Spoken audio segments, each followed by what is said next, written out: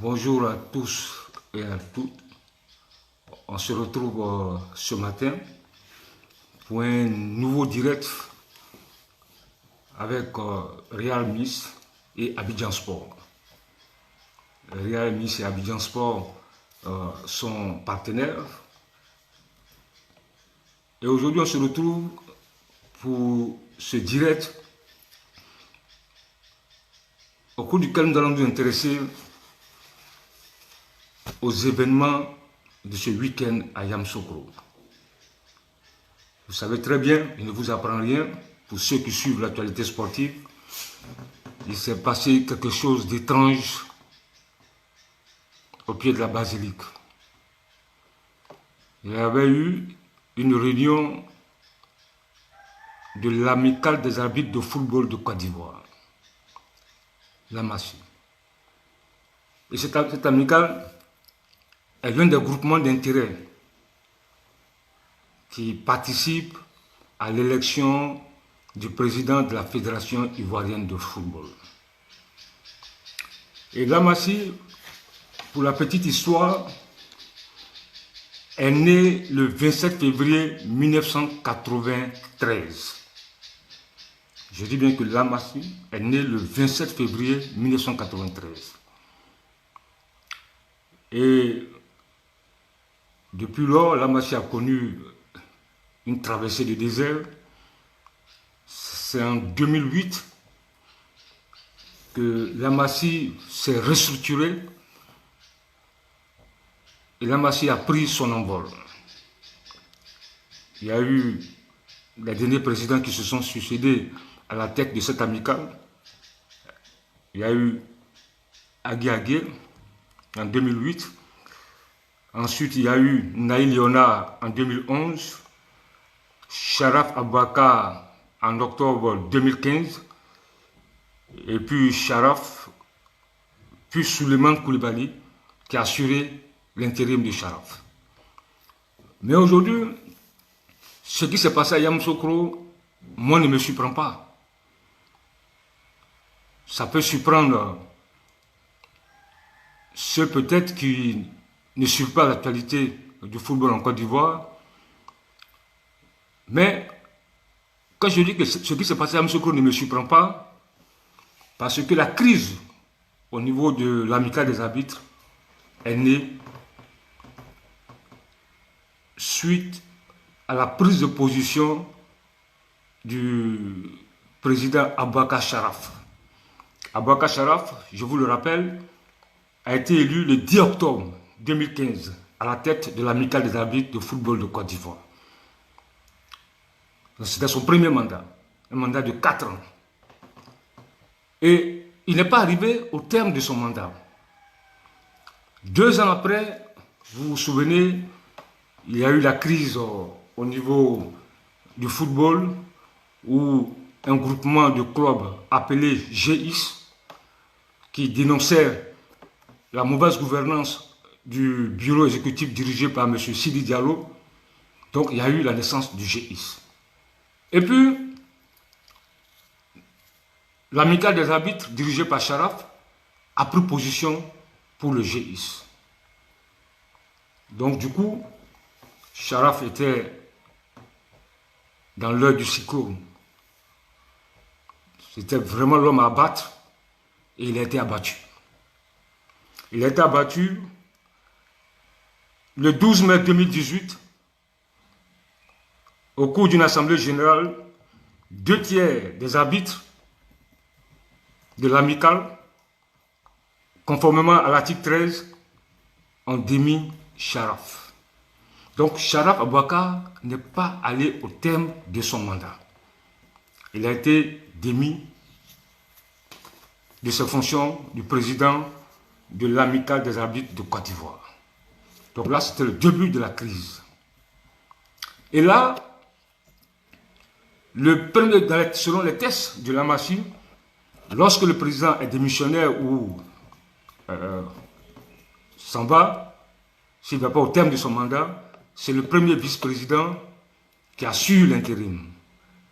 Mais dans ce cas, le premier vice-président, proche de Sharaf, a refusé d'assurer l'intérim. Il a démontré sa solidarité à l'endroit de Sharaf Aboubakar. Et du coup, à l'Assemblée générale, M. Koulibaly Souleymane, du CRA d'Abidjan, du CRA de Grand Bassam,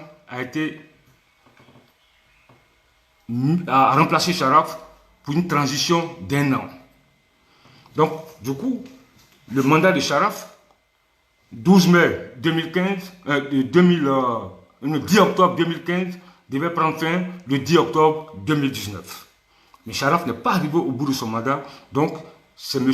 Souleymane Koulibaly qui assurait l'intérim. Mais avant d'arriver sur les événements de Yamoussoukro, j'ai écouté le président intérimaire, Souleymane Koulibaly, récemment sur une chaîne de télévision, et puis ses déclarations dans la presse et sur les réseaux sociaux. Il dit qu'il n'est pas intérimaire.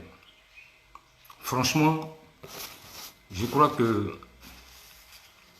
M. Souleymane Koulibaly est un intérimaire. Je vais vous dire pourquoi. Parce que M. Souleymane Koulibaly a été imposé par les dirigeants de la Fédération ivoirienne de football.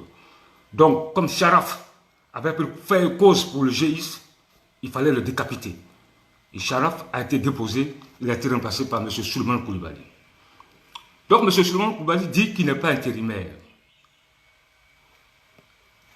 Lorsque des arbitres sont allés le voir pour lui dire qu'il souhaiterait avoir le procès verbal de l'Assemblée générale du 12 mai 2018, curieusement, ce procès verbal a disparu. Même l'huissier qui avait notifié cela n'avait plus le procès verbal. On ne sait pas pourquoi, on ne sait pas ce qui se passe, mais j'ai pu obtenir ce procès verbal. Parce que le procès verbal que certains ne veulent pas donner aux arbitres, j'ai pu l'avoir, le procès verbal de l'Assemblée générale du 12 mai 2018 qui a mis en place M. Souleymane Koulibaly du CRA de Grand Bassam. Voici le procès verbal. Et comme il dit qu'il n'est pas intérimaire, mais dans ce procès verbal, je vais vous lire la partie concernant son intérim.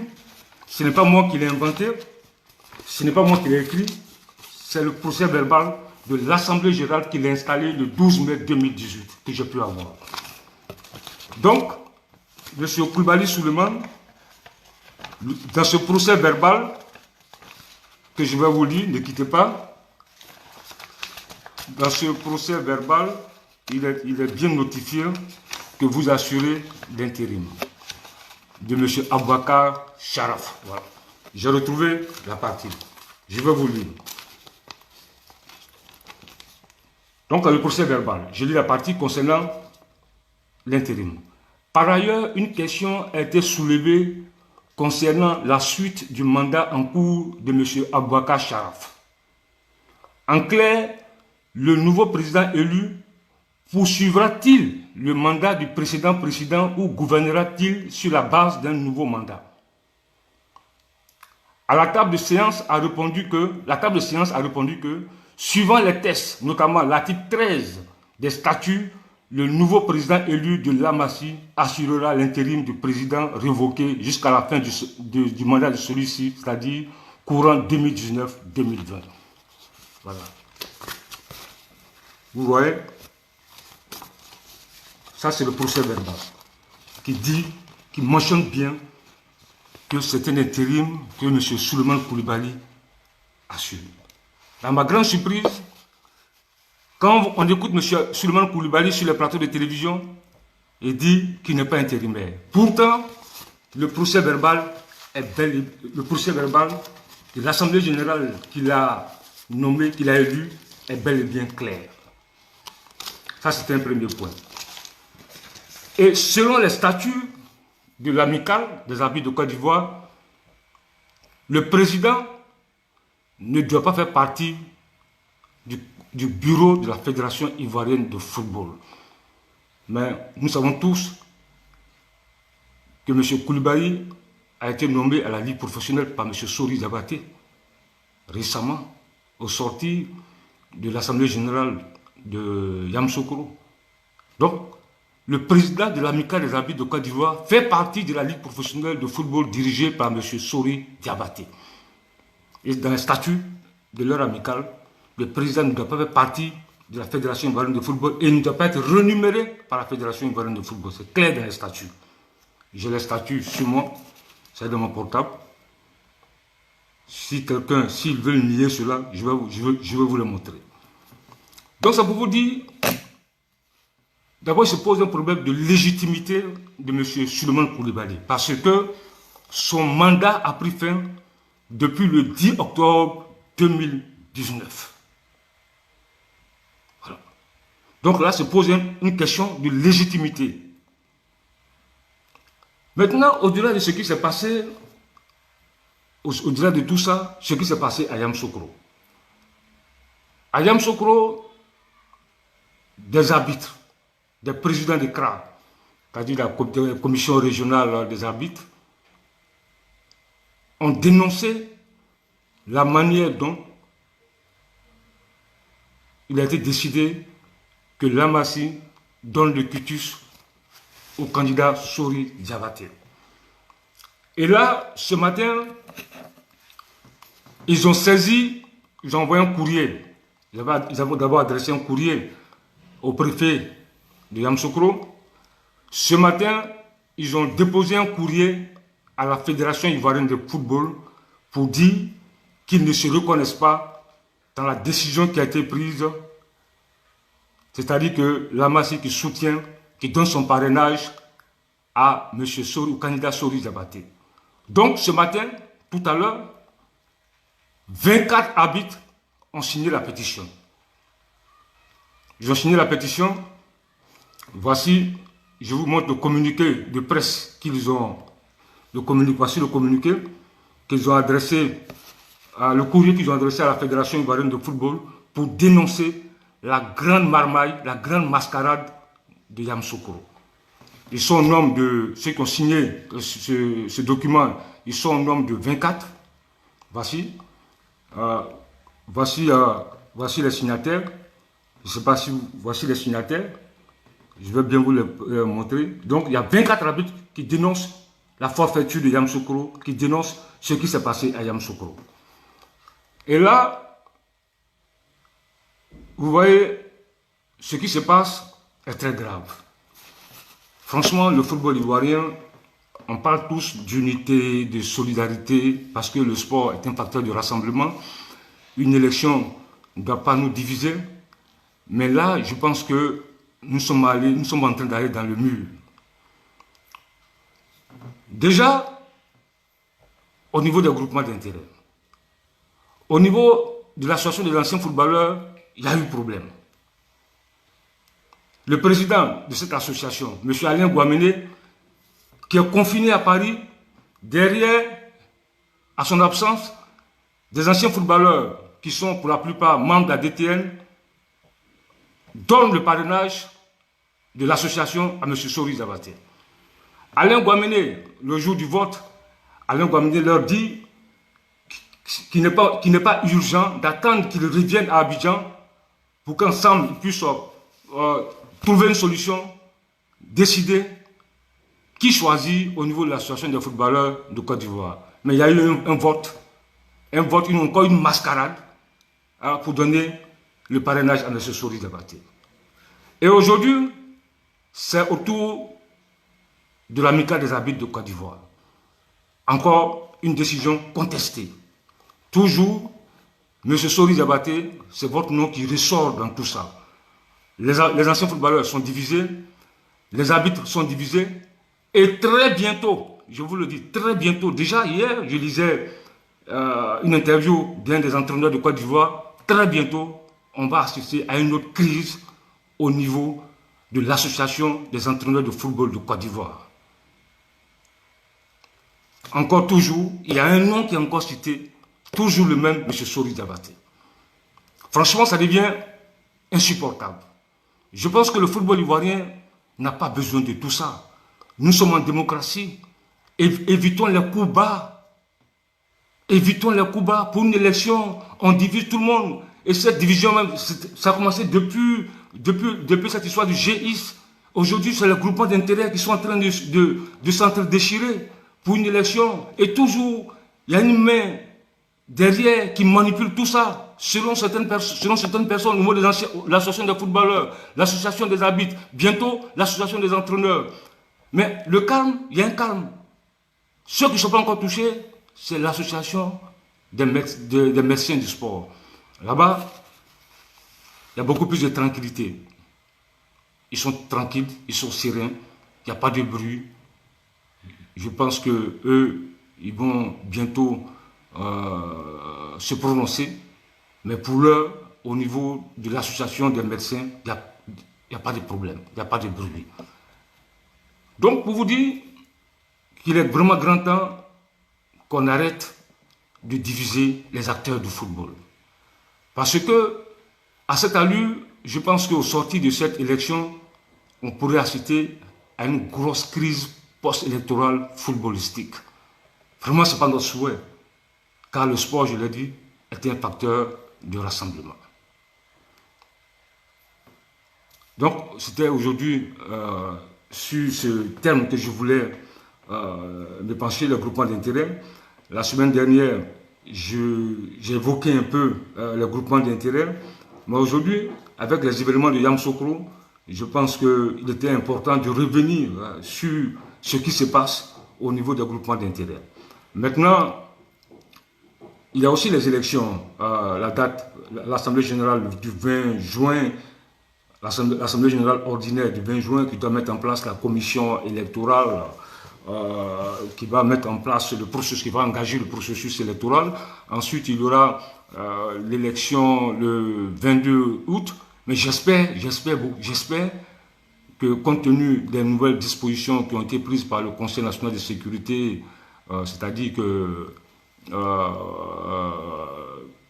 plus de 50 personnes sont autorisées à se rassembler. L'Assemblée générale ordinaire qui devait se tenir au palais de la culture de Treichville est menacée.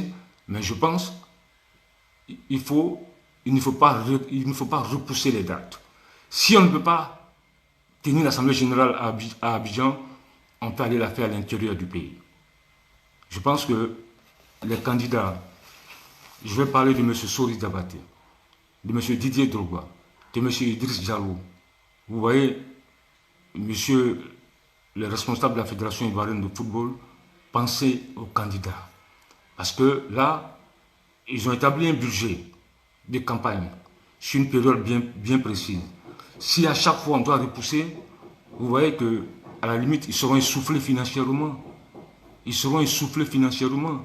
Je pense qu'il faut penser aux candidats qui sortent beaucoup d'argent, ils sont en pré-campagne, la campagne n'a pas encore commencé, ils ont calé des budgets bien précis, mais si à chaque fois on doit repousser ces différentes dates-là, ces candidats-là seront épuisés. Donc, monsieur les responsables de la Fédération ivoirienne de football, pensez aux candidats, pensez à M. Sori Diabaté, pensez à M. Idriss Diallo, pensez à M. Didier Drogba, ne repoussez pas cette date. De grâce, si on ne peut pas la tenir à Abidjan, allons à Yamoussoukro. Allons tous à Yamoussoukro pour tenir l'Assemblée générale ordinaire afin d'engager le processus électoral. Je pense que c'est mon opinion. C'est mon opinion parce qu'une telle élection, ça coûte cher. Ça coûte très cher. Donc, il ne faut pas les épuiser financièrement. Et puis là, je pense que M. Sidi Diallo, franchement, vous n'êtes pas candidat à votre propre succession. Donc, il faut accélérer le processus. Accélérer le processus afin qu'on puisse en finir avec cette affaire. Voilà. Donc, il faut y tenir compte. C'est ma proposition. Si on ne peut pas la tenir au Palais de la Culture, on peut la déplacer à Yamoussoukro. Puisque la plupart des clubs sont à l'intérieur du pays. Pour rejoindre Yamoussoukro, ils n'auront pas de soucis. Mais les clubs d'Abidjan, ce sera plus facile de les envoyer à Yamoussoukro et en finir avec cette Assemblée générale ordinaire. Parce que tant que cette Assemblée générale ordinaire ne va pas se tenir, ce sera difficile de tenir l'Assemblée générale élective. Donc, le premier pas, c'est l'Assemblée générale ordinaire qu'il faut tenir. C'était aujourd'hui notre direct avec Real Miss Côte d'Ivoire.